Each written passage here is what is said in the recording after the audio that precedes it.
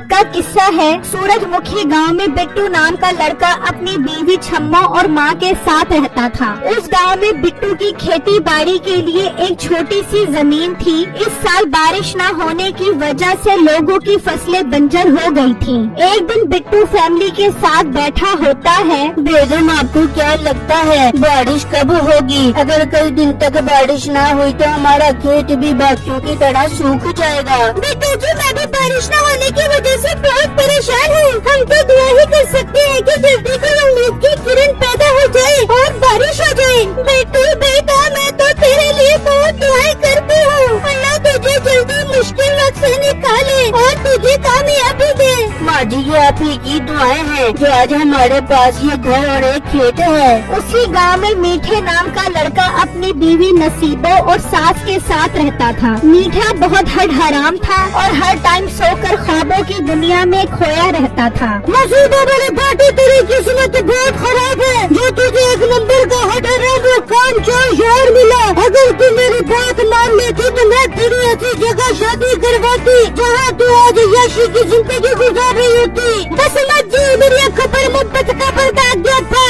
नसीब अबू साहब के पर्दे को हटा और जाकर इस हराम को उठा। उसी गांव में एक आलिम बाबा रहता था। लोग उससे हिसाब किताब करवाने आते थे। दूसरी तरफ बिट्टू और छम्मो बारिश न होने की वजह से परेशान बैठे होते हैं। बिट्टू जी, हम एक काम करते हैं, आमिर बाबा के पास चलते हैं और उनसे हिसाब लगवाते हैं कि कब बारिश होगी। बेगम जी, आप कैसी बातें कर रही हो? ये सब गुनाह के काम है। बिट्टू, मेरे कहने पर चले तो हो सकता है बाबा जी हिसाब लगा कर बता दें कि कब बारिश होगी। बिट्टू छम्मो के बार बार इसरार करने पर आमिर बाबा के पास आ जाता है। हाँ बच्चा, क्या मसला है तुम्हारे साथ? मुझसे हिसाब लगवाने आए हो? अपनी परेशानी बताओ, छुटकारा पाओ। बाबा जी, हमने हिसाब लगवाना था कि गांव में बारिश कब होगी। बच्चा, हिसाब लगवाने की मेरी फीस 500 रुपए है। 500 रुपए दो, हिसाब लगवाओ। बेगम, चलो यहाँ से। इस बाबे को कुछ नहीं पता, ये सिर्फ दिहाड़ी लगाने के लिए यहाँ पर बैठा हुआ है। इस बात पर बाबा को बहुत गुस्सा आता है। बच्चा, अपनी जबान को लगाम दे और निकल जा यहाँ से। और जाते जाते ये सुनता जा, बहुत जल्दी गाँव में बारिश होने वाली है। बारिश होने वाली बात सुनकर छम्मो और बिट्टू खुश हो जाते हैं। पर बारिश बाबा के कहने पर थोड़ी होनी थी। फिर कुछ दिन गुजर जाते हैं पर बारिश नहीं होती और बिट्टू का खेत सूख जाता है। बिट्टू अपना खेत देखकर बहुत परेशान हो जाता है और परेशान घर आ जाता है और वो फैसला करता है कि अब उसे काम की तलाश में दूसरे गांव में जाना चाहिए। बिट्टू बेटा, जैसे तुझे मुनासिब लगे, मगर अब तो मैं सफर करने के काबिल नहीं हूँ, इसलिए मैं दूसरे गांव नहीं जा सकती। मुझे अगर आप इजाजत दे तो मैं भी बिट्टू के साथ चली जाऊँ। हो सकता है मुझे भी कोई काम मिल जाए। हाँ माँ जी, ये सही कह रही है। मुझे भी ज्यादा मसला नहीं होगा और मेरी हिम्मत बांधने के लिए भी कोई मेरे साथ होगा। फिर अगला दिन होता है। बिट्टू और छम्मो दूसरे गांव के लिए रवाना हो जाते हैं और काम तलाश करते करते ठाकुर के पास पहुंच जाते हैं। ठाकुर साहब, हम नगरपुर गांव से यहाँ काम की तलाश में आए हैं। हमारे गांव में बारिश न होने की वजह से हमारी सारी फसलें तबाह हो गई। खुदारा हमें अपने पास कोई काम दे दे ताकि हमारा गुजर बसर हो सके। ठाकुर को उन पर बहुत तरस आता है और वो बिट्टू को अपने घोड़ों का ख्याल रखने का काम दे देता है और छम्मो को हवेली में सफाई का काम। वो दोनों काम मिलने की वजह से बहुत खुश हो जाते हैं। बेगम, अल्लाह का शुक्र है, हमें ज्यादा ख्वारी नहीं करनी पड़ी और हमें जल्दी ही नौकरी मिल गई। बिट्टू आप ठीक कह रहे हैं, मगर मुझे अम्मी की फिक्र हो रही है। वो अकेले कैसे गुजारा करेंगी। बेगम, आप फिक्रमंद मत हो, जैसे ही हमें तनख्वाह मिलेगी हम माँ जी को पैसे भेज देंगे। यूँ एक महीना गुजर जाता है। उन्हें एक महीने की तनख्वाह मिलती है और बिट्टू खर्चे के लिए कुछ पैसे माँ को भिजवाता है। फिर अगला दिन होता है तो डाकिया बिट्टू की माँ के पास आता है। अब्बा, ये पैसे तुम्हारे बेटे ने भेजे हैं और बोला है कि अपना ख्याल रखना और दवाई टाइम पे लेते रहेगा।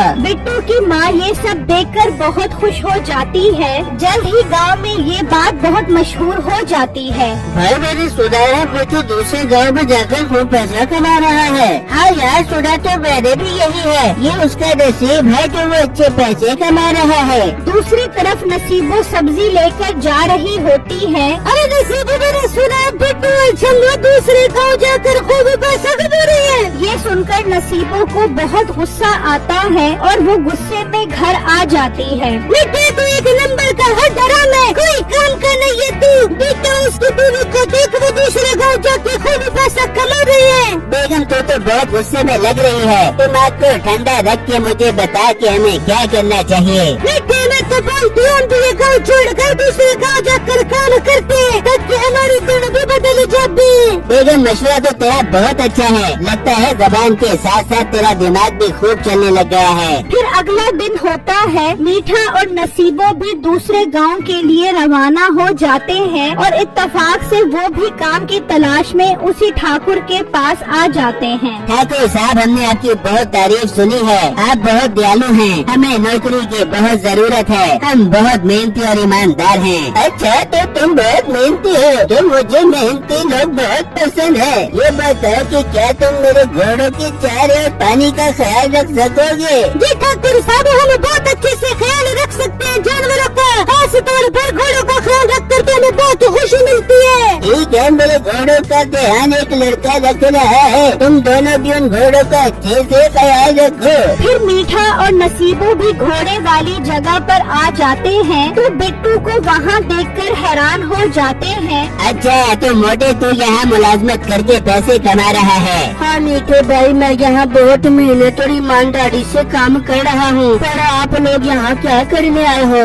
मोटे बिट्टू, आज से हम भी यहाँ घोड़ों का ध्यान रख देंगे और तेरी तरह खुद पैसा कमा देंगे। नसीबो बाजी, हर किसी को अपने नसीब का रिस्क मिलता है। आप लोग उस तरफ वाले घोड़ों का ख्याल रखो और मैं यहाँ वाले घोड़ों का ख्याल रखता हूँ। फिर नसीबो और मीठा भी घोड़ों के चारे पानी का ध्यान रखना शुरू कर देते हैं। इस तरह कई दिन गुजर जाते हैं तो नसीबो मीठे से कहती है, मीठे, मुझसे से बदबूदार जगह पर काम नहीं होता। ठाकुर साहब से बात करे, वो मुझे छल्लों की तरह हवेली के अंदर का काम दे देते।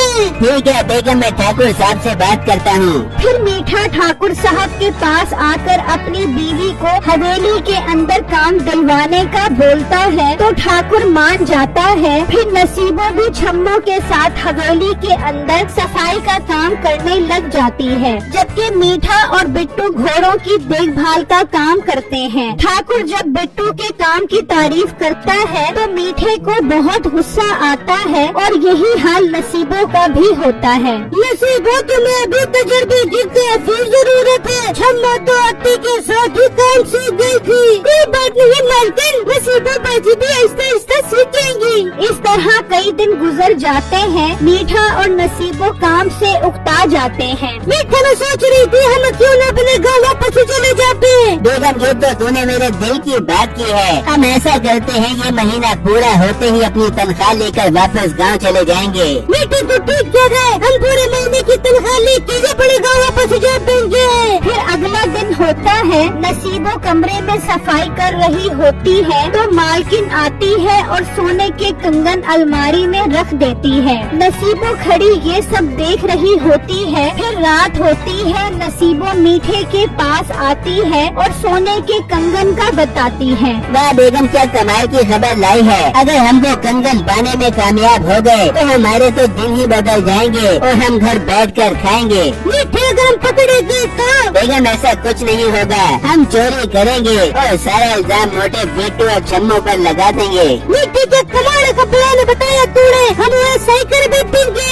फिर जैसे ही मौका मिलता है नसीबो सारा सोना चोरी करने में कामयाब हो जाती है। एक दिन ठाकुर अपनी बीवी के साथ बैठा होता है। बेगम, जो सोने के जेवरात पड़े हैं वो ले आ। मैंने उसे देकर एक काला नस्ल का घोड़ा खरीदना है। जी, मैं भी लेकर आती हूँ। फिर मालकिन कमरे में आती है और अलमारी में देखती है वहाँ कोई जेवरात नहीं होते। वो परेशान होकर सारी बात ठाकुर को बताती है। ठाकुर को ये सुनकर बहुत गुस्सा आता है और वो मीठे और बिट्टू को अपने पास बुलाता है। मीठे और बिट्टू सच सच बताओ, मेरे सोने के जेवरात तुम दोनों में से किसने चोरी किए हैं? मालिक मुझे तो इस बिट्टू पर शक है, ये बार बार आपकी हवेली के चक्कर लगाता था। मालिक मुझसे कसम ले लो, मुझे इस बारे में कुछ भी मालूम नहीं है। मैं सारे मुलाजमों की तलाशी लूंगा और जिसने भी चोरी किए होंगे उसे सख्त सजा दूंगा। मीठा दिल ही दिल में खुश हो रहा होता है। नसीबों ने तो सारे जेवरात ऐसी जगह पर छुपाए होंगे जो मिल ही नहीं पाएंगे और सारे इल्जाम इस मोटे बिट्टू पर आ जाएगा।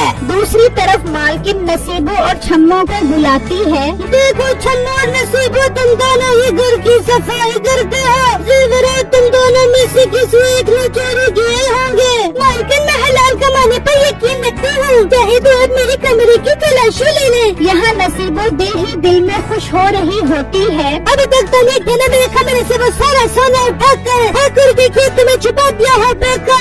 ठाकुर अपने दोनों मुंशी को इनके कमरे की तलाशी लेने का बोलता है, तो मुंशी पहले छम्मो के कमरे की तलाशी लेता है तो वहाँ उसे कुछ नहीं मिलता। और जब वो नसीबो की कमरे की तलाशी लेते हैं, सोना नसीबो के बेड के नीचे से मिलता है। ये देखकर मीठे और नसीबो को एक दूसरे पर बहुत गुस्सा आता है। मीठे और नसीबो, तुम दोनों चोर हराम खोर निकले। मालिक वो हमें माफ कर दे, हमसे बहुत बड़ी गलती हो गई। आइंदा हम ईमानदारी से काम करेंगे।